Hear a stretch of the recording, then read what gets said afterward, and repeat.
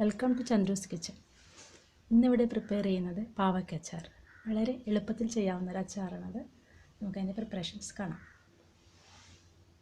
പാവയ്ക്ക അച്ചാറിന് ഞാനിവിടെ കഴുകി വൃത്തിയാക്കിയ അരിഞ്ഞെടുത്ത 2 കപ്പ് പാവയ്ക്ക, ഇതിലേക്ക് ആവശ്യത്തിന് ഉപ്പും 1/2 ടീസ്പൂൺ മഞ്ഞൾപ്പൊടിയും ചേർത്ത് നന്നായി മിക്സ് ചെയ്ത് അത് ഒരു 20 മിനിറ്റ് മിക്സ് ചെയ്തിട്ട് വയ്ക്കാം. പാവയ്ക്കച്ചാറിന് വേണ്ട മറ്റ് ചേരുവകൾ: കുറച്ച് കറിവേപ്പില, ഒരു 6-7 വെളുത്തുള്ളി, 1 ടേബിൾ സ്പൂൺ ഇഞ്ചി ചെറുതായി കൊത്തിയരിഞ്ഞത്, കായം, 1-2 പച്ചമുളക് വട്ടത്തിലരിഞ്ഞത്, 1/2 ടീസ്പൂൺ ഉലുവാപ്പൊടി, 1 ടേബിൾ സ്പൂൺ കടുക് പരിപ്പ്, 3 ടീസ്പൂൺ മുളക് പൊടി. എരിവ് ഓരോരുത്തരുടെ ടേസ്റ്റിനനുസരിച്ച് കൂട്ടിയും കുറച്ച് കൊടുക്കാം. ഇവിടെ ഞാൻ ഉപയോഗിക്കുന്നത് കാശ്മീരി ചില്ലിയാണ്. പിന്നെ വിനാഗിരി, ഇത് 1/2 കപ്പിൽ താഴെയായിട്ടാണ്.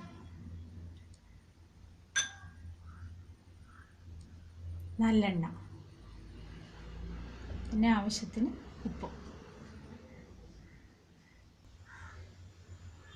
സ്റ്റവ് ഓൺ ചെയ്ത് ചീനച്ചട്ടി വെച്ച് അതിലേക്ക് നല്ലെണ്ണ ഒഴിച്ചിട്ടുണ്ട്. ഇനി നമ്മൾ ആദ്യം ചെയ്യേണ്ടത്, നേരത്തെ നമ്മൾ മഞ്ഞൾപ്പൊടി ഉപ്പിട്ട് മിക്സ് ചെയ്ത് വെച്ചിരുന്ന പാവയ്ക്ക ഇതിലൊന്ന് ഫ്രൈ ചെയ്തെടുക്കാം.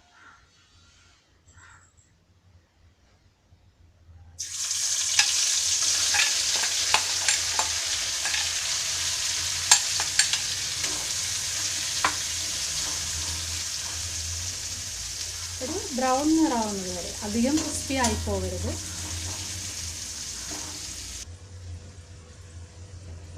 അത് പാകമായിട്ടുണ്ട്. നമുക്ക് ഇതിൽ കോരിയെടുക്കാം.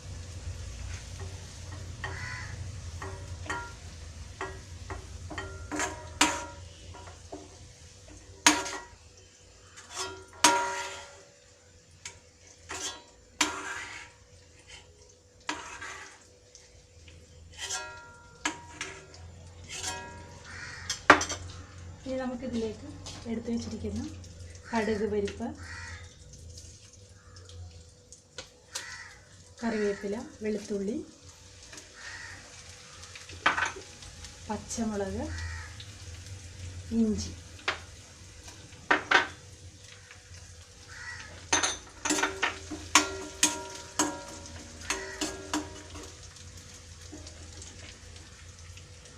ഒന്ന് മൂത്തതിന് ശേഷം ബാക്കി പൊടികൾ ഇട്ട് കൊടുക്കാം.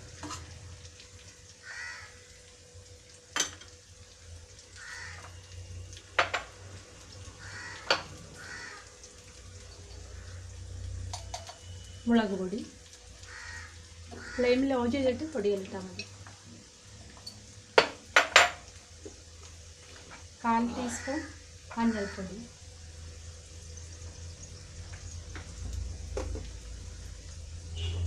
ഉലുവാപ്പൊടി,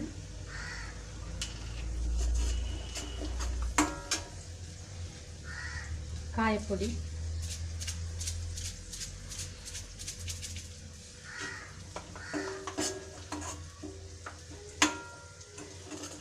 ഇതിലേക്ക് പാവയ്ക്ക ഇട്ട് കൊടുക്കാം.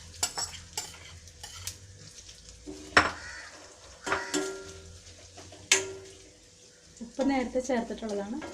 അപ്പോൾ ആവശ്യത്തിന് ഉപ്പ് വേണമെങ്കിൽ വീണ്ടും ഇട്ട് കൊടുക്കാം.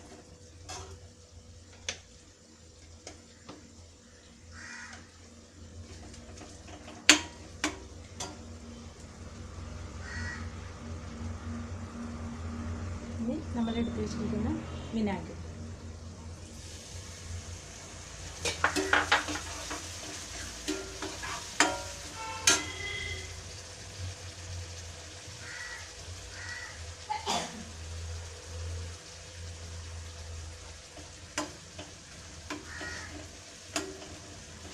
നമുക്ക് ഫ്ലെയിം ഓഫാക്കാം.